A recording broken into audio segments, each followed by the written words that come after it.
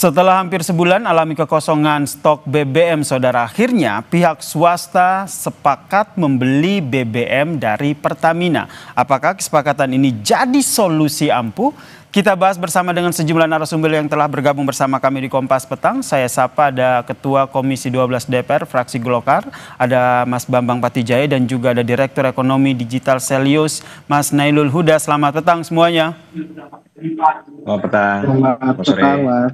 Saya ke Mas Nailul dulu nih. Akhirnya ada tadi baru saya kita dengarkan ya yang disampaikan oleh Menteri SDM Bahlil Lahadalia yang bilang bahwa ini akan ada beberapa poin. Salah satu kesepakatannya adalah membeli BBM dari Pertamina yang berbasis best value atau yang terbaik begitu. Menurut Anda apakah ini bisa jadi solusi ampuh bagi kelangkaan di SPBU swasta yang sudah terjadi? Ya, kita memang banyak berharap pada banyak solusi ya Mas ya. Solusi yang ditawarkan oleh pemerintah ini menjadi solusi yang bisa menghadirkan kembali BBM di SPBU swasta. Meskipun kita melihat akar masalahnya ini belum terselesaikan. Karena kan akar masalahnya adalah memang peraturan yang ini sebenarnya tumpang tindih antara operator dan regulator sebenarnya kan. Pemerintah ini kan mengatur lewat Kementerian SDM-nya sebagai regulator dan juga Pertamina perwakilan pemerintah juga sebagai operator. Gitu. Sering kita sampaikan bahwa ketika ada pemain yang juga berfungsi sebagai regulator, ini bisa mendistorsi pasar dan sebagainya. Nah, maka ini walaupun ya persoalan utamanya itu belum terpenuhi, tapi kita patut memberikan apresiasi. Ini bisa diselesaikan dengan cara adanya kepastian bahwa swasta ini bisa mendapatkan BBM dari Pertamina best value atau BBM yang belum dicampur gitu ya. Belum dicampur gitu kan. Artinya dari sisi kualitas kita bisa berharap dari swasta ini memberikan kualitas yang sama seperti mereka mengimpor langsung dari luar.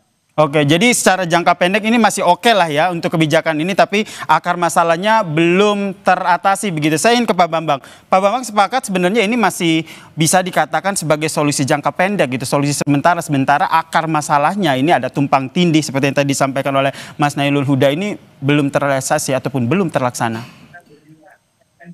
Ya, ada benar dan ada yang mungkin perlu dikoreksi. Yang pertama, terkait dengan apakah ini solusi untuk jangka pendek, saya pikir demikian. Karena bagaimanapun juga pemerintah ini kan ingin melakukan pengendalian terhadap impor BBM. Impor BBM tetap harus bisa dikendalikan. Nah, jadi sebetulnya terkait dengan kuota impor yang dipergunakan oleh SPBU swasta untuk mensuplai BBM di SPBU mereka masing-masing, ini kan berdasarkan pengusulan mereka sendiri. Yang kemudian oleh pemerintah diberikan kebijakan, mereka boleh menambah 10%. Tetapi mungkin saya melihat SPBU swasta ini keasikan kemarin itu dengan situasi yang mungkin lagi dihadapi oleh Pertamina beberapa bulan yang lalu. Sehingga mereka tidak melakukan pengaturan yang baik terhadap di dalam bagaimana penjualan BBM mereka sendiri. Maaf Pak Bambang, saya potong. Keasikan ini dalam arti banyak pembeli akhirnya stok yang dalam harusnya 1 tahun semuanya dijual begitu? Atau seperti apa? Itu situasinya. Oke. Jadi mereka ini kan harusnya mengatur kuota dalam setahun itu diatur sampai Desember. Apalagi sudah ditambah 10%. Tetapi kemudian kemarin itu kan mungkin ya ini kan persoalan B2B sebetulnya, business to business. Nah, sehingga situasinya seperti ini. Nah, jadi kalau kemudian tadi Mas Nailul Huda mengatakan ada tumpang tindih, sebetulnya case ini bukan pada case Pertamina. Case ini adalah pada SPBU swasta yang ada beberapa merek itu yang mereka melakukan penjualan BBM-nya itu dengan tidak melakukan schedule yang sebagaimana mestinya, sehingga kemudian harusnya stok sampai akhir tahun ya dari yang ada itu habis sekarang gitu loh. Nah, sekarang kita ini kan tidak pengen serta-merta gara-gara itu lalu menaikkan kuota bagi mereka. Saya pikir pemerintah sudah cukup bijaksana untuk memberikan solusi. Ada 2 hal kan, yang pertama sudah ditambah 10%, dan yang kedua adalah shortcutnya adalah bagaimana kolaborasi. Jadi yang dipasok kolaborasi dengan Pertamina itu adalah base fuel, bukan base value ya, base fuel. Base fuel itu artinya kira-kira oktan dasar. Jadi kalau misalkan oktannya 92, yang diambil dari Pertamina itu oktan dasar murni. Nah, nanti lalu kemudian disesuaikan dengan aditif pada merek-merek mereka. Misal saya sebut merek ya, Misal Shell itu kan ada turbo. Nah, nanti ditambah aditif yang sesuai untuk turbonya seperti apa, sehingga memang betul ketika barang ini dijual kembali kepada tenan-tenan mereka di SPBU mereka, itu sesuai dengan spesifikasi dan memang itu produknya produk mereka. Gitu. Berarti sederhananya kolaborasi ini ya, jadi diberikan bahan dasarnya, nanti dicampur oleh dapur masing-masing SPBU baru dijual begitu ya. Pertanyaannya begini Mas Bambang. Karena begini saya tambahkan. Saya tambahkan sedikit begini. Total share ya, share daripada BBM dari pihak swasta itu terhadap barang non subsidi itu adalah 6%. Dulu sebelumnya 4-5%. Cuma karena kemarin terjadi hal khusus, sekarang sudah 6%. Nah, jadi saya pikir ini juga hanya terjadi pada kota-kota besar saja, karena SPBU mereka kan hanya di kota-kota besar. Baik. Seperti itu. Pertanyaan selanjutnya, Pak Bambang, kenapa akhirnya solusi itu yang diberikan? Kenapa tidak pemerintah fleksibel soal kuota impor swasta agar mereka bisa, hal itu juga tentu bisa memicu persaingan sehat begitu ya. Tapi jangan jauh-jauh dulu ya, kita akan lanjutkan perbincangan kita usai jeda. Tetaplah bersama kami di Kompas Petang. Ya, sebelum kami lanjutkan perbincangan kami dengan Mas Bambang juga Mas Nailul, saya ajak Anda juga saudara untuk mendengarkan kembali pernyataan dari Menteri SDM Bahlil Lahadalia yang menyepakati 4 poin untuk kesepakatan dengan SPBU swasta. Salah satunya adalah soal bagaimana mengatur kerjasama antara SPBU swasta dan juga Pertamina. Syaratnya adalah harus berbasis base fuel ya, artinya belum dicampur-campur. Jadi barangnya itu ibarat bikin teh. Tadi Dirjen saya menjelaskan, kalau yang awalnya itu Pertamina mau jual sudah jadi teh. Tapi sekarang mereka bilang jangan teh katanya, air panas aja. Jadi produknya saja nanti dicampur di masing-masing tangki di SPBU masing-masing. Dan ini juga sudah disetujui, ini solusi. Yang kedua adalah agar tidak ada dusta di antara kita menyangkut dengan kualitas, juga kita sepakati untuk melakukan dengan joint surveyor.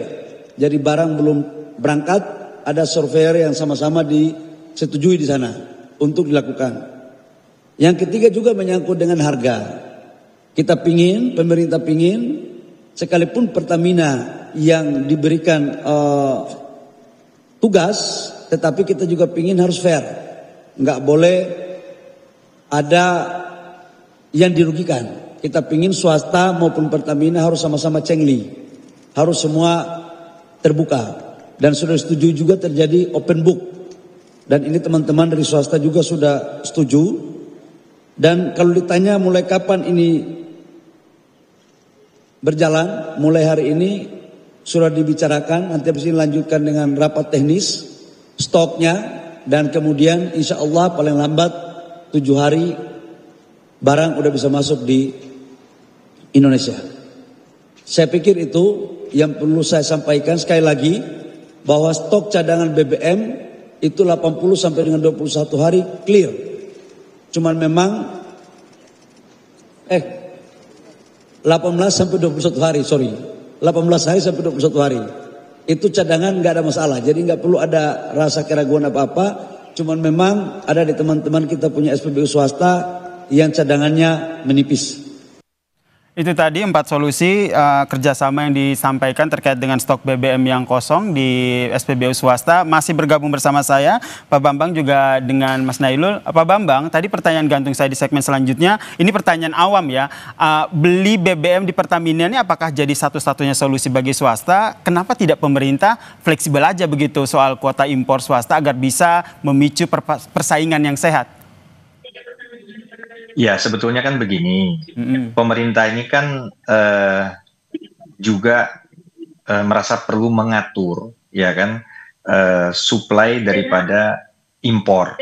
Nah, jadi merek-merek dari SPBU swasta ini kan merupakan barang-barang yang memang dari luar semua. Nah, kita ini kan berdasarkan Asta Cita Presiden yang kedua, ini kan salah satunya adalah bagaimana mewujudkan kemandirian energi. Nah, salah satu kemandirian energi itu kan bagaimana impor BBM juga terkendali. Nah, jadi saya pikir dari situasi yang ada, pemerintah ini sebetulnya sudah melakukan suatu pembinaan dengan komunikasi dua arah. Pertama, untuk masalah kuota sendiri itu kan diusulkan oleh SPBU swasta itu sendiri. Kemudian disetujui dan dimasukkan dalam neraca komoditas bensin dan itu tercatat secara resmi. Nah, sehingga kemudian kebijakan yang kedua adalah diberikan tambahan 10% untuk mengantisipasi. Nah, ternyata kedua-duanya juga habis nih. Nah, sekarang caranya kan dengan kolaborasi, artinya dengan melakukan kolaborasi dengan Pertamina, oktan murni ya, atau yang menjadi base fuel daripada bensin itu dengan berbagai jenis oktan itu bisa didapatkan, kemudian mereka blending dengan zat aditif yang memang dimiliki oleh masing-masing produk itu dengan kekhususannya, sehingga produknya memang tetap produk itulah. Tetap menjaga kualitas produk masing-masing SPBU begitu, masing-masing brand begitu ya. Dengan masing-masing produk atas produk masing-masing dari SPBU masing-masing. Saya ke Mas Nailul. Mas Nailul, kalau kita dengar tadi yang disampaikan oleh Pak Bahlil itu selain beli BBM Pertamina swasta dan juga Pertamina juga sepakat pertama ada joint surveyor, kemudian untuk menjaga kualitas BBM tersebut. Terus kemudian ada sepakat juga soal open book, soal harga. Nah, apakah dengan poin-poin kesepakatan ini pertanyaannya mampu membuat investor ini nyaman? Ya, yang dulu seperti ini, Mas. Kita berpatokannya adalah bukan dari sisi bisnisnya, bukan dari sisi bisnis swasta atau tapi adalah masyarakat. Masyarakat seperti apa sih? Masyarakat ini merasa dirugikan nggak sih dengan praktek seperti ini? Kalau merasa dirugikan, artinya ada yang salah. Makanya kalau tadi Pak Bambang menyampaikan ada kuota dan sebagainya, ini yang selalu kita sampaikan, praktik di impor baik kuota itu memang menjadikan tadi ada mungkin jual beli kuota dan sebagainya, atau bahkan praktik yang seperti ini, bahwa di sini ketika ada kuotanya ini habis dan sebagainya, ini terpaksa tidak berjualan dan sebagainya. Makanya ini yang kita lihat adalah siapa sih yang menerima kerugian, itu yang pertama. Nah, yang kedua adalah kalau kita lihat dari sisi tadi sebenarnya sudah selesaikan juga soal harga itu dari sisi open book dan sebagainya. Tapi saya ingin sampaikan bahwa di sinilah sebenarnya persaingan usaha yang sangat itu harus dilakukan. Gitu kan. Pertamina dengan segala keistimewaan lah, segala privilege-nya bahwa dia BUMN, kemudian menjadi importer tunggal dan sebagainya, kemudian bukan importer tunggal ya, tapi bisa mengimpor dengan jumlah yang cukup besar dibandingkan dengan yang lain.